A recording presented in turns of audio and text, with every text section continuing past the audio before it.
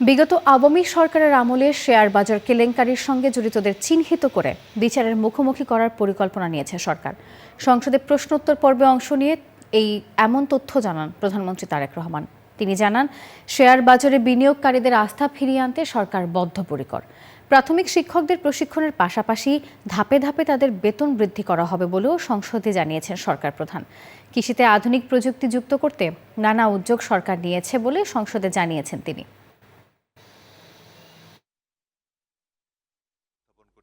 Class 1 থেকে class 5 পর্যন্ত primary স্কুলের বাচ্চাদেরকে আপনাকে ধন্যবাদ। আমি আপনার আপনি তো পুরানো সদস্য, চলমান বিষয়ের উপর হতে হবে। এখন তো সদস্য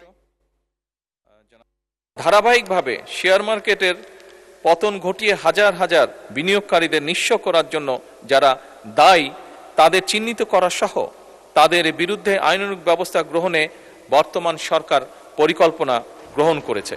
মাননীয় স্পিকার, ইতিমধ্যে শেয়ার মার্কেট কারসাজি, অনিয়ম ও দুর্নীতিগ্রস্ত ব্যক্তি এবং প্রতিষ্ঠানের বিরুদ্ধে Bangladesh securities and exchange commission কর্তৃক শাস্তিমূলক ব্যবস্থা হিসাবে 1497 কোটি টাকা অর্থদণ্ড আরোপ করা হয়েছে। মাননীয় স্পিকার, বর্তমান সরকার শেয়ার মার্কেটের স্থিতিশীলতা ফিরিয়ে আনা সহ বিনিয়োগকারীদের আস্থা পুনরুদ্ধারের জন্য বদ্ধপরিকর।